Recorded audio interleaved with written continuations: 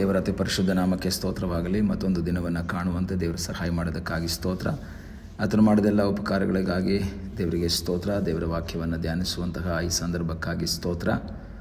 ಇಂದಿನ ವೇದ ಅಧ್ಯಯನಕ್ಕಾಗಿ ಒಂದು ವಾಕ್ಯವನ್ನು ಓದಿಕೊಳ್ಳೋಣ. ಕೀರ್ತನೆ 4ನೇ ಅಧ್ಯಾಯ 7ನೇ ವಾಕ್ಯ. ಧಾನ್ಯ ದ್ರಾಕ್ಷಿಗಳು ಸಮೃದ್ಧಿಯಾಗಿ ಬೆಳೆದ ಸುಗ್ಗಿ ಕಾಲದಲ್ಲಿ ಅವರಿಗಿರುವ ಸಂತೋಷಕ್ಕಿಂತಲೂ ನೀನು ನನ್ನ ಹೃದಯದಲ್ಲಿ ಹೆಚ್ಚಾದ ಆನಂದವನ್ನು ಉಂಟು ಮಾಡಿದ್ದಿ. ದಾವೀದನು ತನ್ನ ಜೀವಿತದ ಅನುಭವದಲ್ಲಿರುವ ದೇವರು ಕೊಟ್ಟಂಥ ಆನಂದವನ್ನು ಕೀರ್ತನೆಯಲ್ಲಿ ವಿವರಿಸ್ತಾ ಇದ್ದಾನೆ. ಧಾನ್ಯ ದ್ರಾಕ್ಷಿಗಳು ಸಮೃದ್ಧಿಯಾಗಿ ಬೆಳೆದ ಸುಗ್ಗಿ ಕಾಲದಲ್ಲಿ ಅವರಿಗಿರುವ ಅಥವಾ ಕರ್ತನನ್ನು ತಿಳಿಯದಿರುವ ಅನ್ಯ ಜನರಿಗೆ, ಇತರರಿಗೆ, ಲೋಕದ ಪ್ರಕಾರವಿರುವ ಜನರಿಗೆ ಉಂಟಾಗುವ ಸಂತೋಷಕ್ಕಿಂತ ನೀನು ನನ್ನ ಹೃದಯದಲ್ಲಿ ಹೆಚ್ಚಾದ ಆನಂದವನ್ನು ಉಂಟು ಮಾಡಿದ್ದಿ ಎಂಬುದಾಗಿ ಹೇಳ್ತಾನೆ. ಈ ಲೋಕದಲ್ಲಿ ಒಬ್ಬ ವ್ಯವಸಾಯಗಾರ ವ್ಯವಸಾಯಕ್ಕಾಗಿ ತನ್ನ ಬೀಜವನ್ನು ಬಿತ್ತನೆ ಮಾಡುವಾಗ ಭಾಳ ಆಸಕ್ತಿಯಿಂದ ಸಮೃದ್ಧಿಯಾದ ಬೆಳೆ ಬರಬೇಕು ಎಂಬ ಉತ್ಸಾಹದಿಂದ ಅದನ್ನು ಬಿತ್ತಾನೆ. ಅದಕ್ಕೆ ಗೊಬ್ಬರವನ್ನು ಹಾಕ್ತಾನೆ, ನೀರನ್ನು ಬಿಡ್ತಾನೆ, ಮುಂಗಾರು ಹಿಂಗಾರು ಮಳೆಗಳಿಗಾಗಿ ಕಾಯ್ತಾ ಇರ್ತಾನೆ, ಅನೇಕ ರೀತಿಯ ಪ್ರಯತ್ನಗಳನ್ನು ಮಾಡ್ತಾನೆ. ಅದೇ ರೀತಿಯಲ್ಲಿ ಒಬ್ಬ ವ್ಯಕ್ತಿ, ಕೆಲಸ ಮಾಡುವಂಥ ವ್ಯಕ್ತಿ ಒಳ್ಳೆಯ ಒಂದು ಸಂಬಳ ಸಿಗಬೇಕು, ಒಂದು ಕೂಲಿ ಸಿಗಬೇಕು ಅಂತ ಇಷ್ಟಪಡ್ತಾನೆ. ಆಗ ಬೆಳೆ ಬಂದಾಗ ಅವರಿಗೆ ಸಂತೋಷ ಆಗುತ್ತೆ.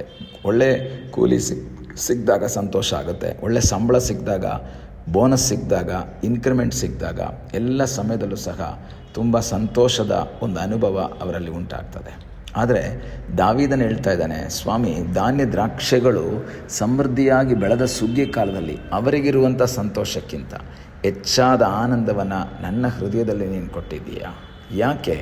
ಧಾನ್ಯ ದ್ರಾಕ್ಷಿಗಳು ಬೆಳೆದ ಸುಗ್ಗಿ ಕಾಲದಲ್ಲಿ, ಸಮೃದ್ಧಿಯಾಗಿ ಬೆಳೆದಂತಹ ಸಮಯದಲ್ಲಿ ಅವರಿಗಿರುವಂಥ ಸಂತೋಷ ಹೆಚ್ಚಾಗಿರ್ತದೆ. ಆದರೆ ಆ ಸಮೃದ್ಧಿಯ ಸಂತೋಷ ಹೆಚ್ಚು ಕಾಲ ಉಳಿಯೋದಿಲ್ಲ, ಹೆಚ್ಚು ಕಾಲ ಇರೋದಿಲ್ಲ.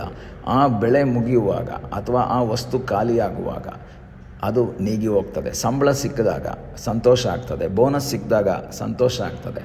ಆದರೆ ಆ ದುಡ್ಡು ಖಾಲಿಯಾದಾಗ ಆ ಸಂತೋಷ ಹೋಗ್ತದೆ. ಆಸ್ತಿ ಇದ್ದಾಗ ಸಂತೋಷ ಆಗ್ತದೆ, ಆಸ್ತಿ ಕೈ ಬಿಟ್ಟು ಹೋದಾಗ ಸಂತೋಷ ಹೋಗ್ತದೆ. ಆದರೆ ದಾವೀದನು ಹೇಳುವಂತಹ ಅರ್ಥ ಏನು ಅಂದರೆ, ದೇವರೇ, ನೀನು ನನ್ನಲ್ಲಿ ಕೊಟ್ಟಿರುವಂತಹ ಆನಂದ ಅದು ಧಾನ್ಯ ದ್ರಾಕ್ಷಿಗಳು ಬೆಳೆದದ್ದರಿಂದ ಬಂದಂತಹ ಆನಂದ ಅಲ್ಲ, ಅದು ಸಂಬಳ ಸಿಕ್ಕಿದಾಗ ಸಿಕ್ಕಿದಂಥ ಆನಂದ ಅಲ್ಲ, ಇನ್ಕ್ರಿಮೆಂಟೋ ಅಥವಾ ಬೋನಸ್ಸೋ ಏನೋ ಸಿಕ್ಕಿದಾಗಿರುವಂಥ ಸಂತೋಷ ಅಲ್ಲ.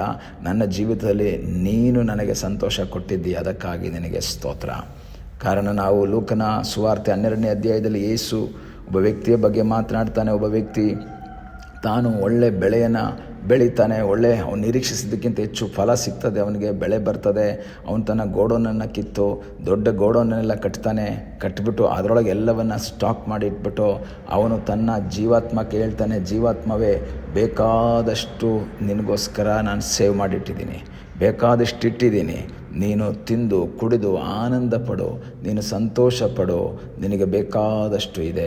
ಆದರೆ ಅಲ್ಲಿ ದೇವರ ಆತ್ಮ ಹೇಳುವಂಥ ಕಾರ್ಯ ಏನು ಅಂದರೆ, ನೀನು ಮೂಢ, ನೀನು ಮೂರ್ಖ ನೀನು. ಯಾಕೆಂದರೆ ಇವತ್ತು ನಿನ್ನ ಆತ್ಮ ತಗೊಂಡ್ರೆ ನೀನು ಕೂಡಿಸಿಟ್ಟಿದ್ದೆಲ್ಲ ಯಾರಿಗಾಯಿತು? ಲೋಕದ ಪ್ರಕಾರ ಅವನಿಗೆ ಸಂತೋಷ ಇದೆ, ಲೋಕದ ಪ್ರಕಾರ ಒಳ್ಳೆ ಬೆಳೆಯಾಗಿದೆ, ಲೋಕದ ಪ್ರಕಾರ ಅವನೊಬ್ಬ ಐಶ್ವರ್ಯವಂತನಾಗಿದ್ದಾನೆ. ಆದರೆ ಆತ್ಮದಲ್ಲಿ ಸಂತೋಷ ಇಲ್ಲ, ಆತ್ಮದಲ್ಲಿ ಆನಂದ ಇಲ್ಲ. ಇರುವಂತಹ ಬೆಳೆಯಲ್ಲಿ ಅವನು ಆಶ್ರಯಿಸ್ತಾ ಇದ್ದಾನೆ. ಆದರೆ ದಾವೀದನು ಹೇಳ್ತಾ ಇದ್ದಾನೆ, ನನ್ನ ಜೀವಿತದಲ್ಲಿ ದೇವರೇ, ಆನಂದ ಬೆಳೆ ಬಂದದ್ರಿಂದ ಅಲ್ಲ, ಧಾನ್ಯ ದ್ರಾಕ್ಷಿಗಳು ಬೆಳೆದದ್ರಿಂದಲ್ಲ, ಅಥವಾ ಆಸ್ತಿ ಇರೋದ್ರಿಂದಲ್ಲ, ನಾನು ಅರಮನೆಯಲ್ಲಿರೋದ್ರಿಂದಲ್ಲ, ಸಿಂಹಾಸನದಲ್ಲಿ ಕೂತಿರೋದ್ರಿಂದ ಅಲ್ಲ ನನಗೆ ಸಂತೋಷ ಆಗ್ತಾ ಇರೋದು. ನನಗೆ ಸಂತೋಷ ಆಗ್ತಾ ಇರೋದು, ದೇವರೇ, ನೀನು ನನ್ನಲ್ಲಿ ಒಂದು ಆನಂದವನ್ನು ಕೊಟ್ಟಿದ್ದೀಯಾ. ಪೌಲ ಫಿಲಿಪ್ಪಿಯ ಪತ್ರಿಕೆಯಲ್ಲಿ 4:4 ಈ ರೀತಿ ಹೇಳ್ತಾನೆ, ಯಾವಾಗಲೂ ಕರ್ತನಲ್ಲಿ ಸಂತೋಷಿಸಿರಿ, ಸಂತೋಷ ಪಡಿರಿ ಎಂದು ತಿರುಗಿ ಹೇಳುತ್ತೇನೆ. ಯಾವಾಗಲೂ ರಿಜಾಯ್ಸ್ ಇನ್ ದ ಲಾರ್ಡ್, ಕ್ರಿಸ್ತನಲ್ಲಿ, ಕರ್ತನಲ್ಲಿ ಸಂತೋಷ ಪಡಿರಿ.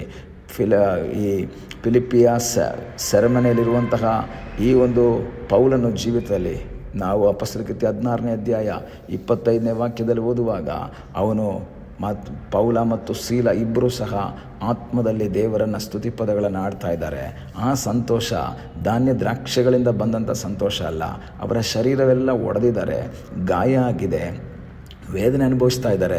ಆದರೆ ಹೃದಯದಲ್ಲಿ ಆನಂದ ಇರೋದರಿಂದ ವೇದನೆ ಮಧ್ಯದಲ್ಲೂ ದೇವರಿಗೆ ಸ್ತೋತ್ರ ಮಾಡ್ತಾ ಇದ್ದಾರೆ. ಪೌಲನು ಫಿಲಿಪ್ಪಿಯದವರಿಗೆ ಪತ್ರಿಕೆ ಬರೆಯುವಾಗ ಅವನು ಸೆರೆಮನೆಯಲ್ಲಿದ್ದಾನೆ, ಹೋಮ್ ಸೆರೆಮನಿಯಲ್ಲಿದ್ದಾನೆ.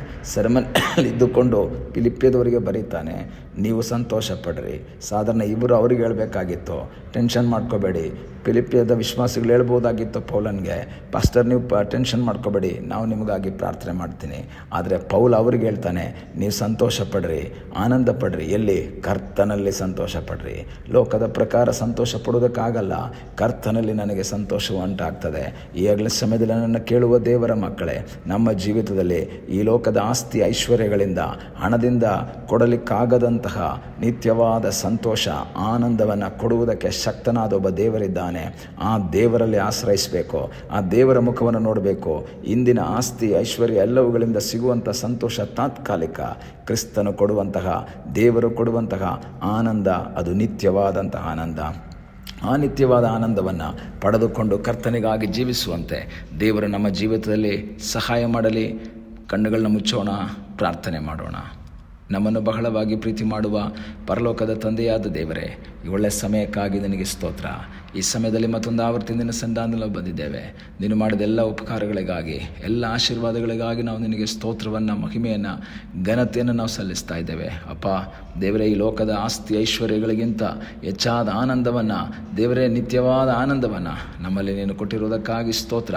ಆ ಆನಂದದಲ್ಲಿ ಸಂತೋಷ ಪಡುತ್ತಾ ನಿನಗಾಗಿ ಜೀವಿಸುವ ಹಾಗೆ ದೇವರೇ ನಮಗೆ ಕೃಪೆ ಮಾಡು. ಪ್ರಾರ್ಥನೆಯನ್ನು ಕೇಳಿದ್ದಕ್ಕಾಗಿ ನಿನಗೆ ಸ್ತೋತ್ರ. ಯೇಸುವಿನ ಮುದ್ದಾದ ಹೆಸರಿನಲ್ಲಿ ಬೇಡಿಕೊಳ್ಳುತ್ತೇವೆ ನಮ್ಮ ಪ್ರೀತಿಯ ತಂದೆಯೇ. ಆಮೇನ್. God bless you.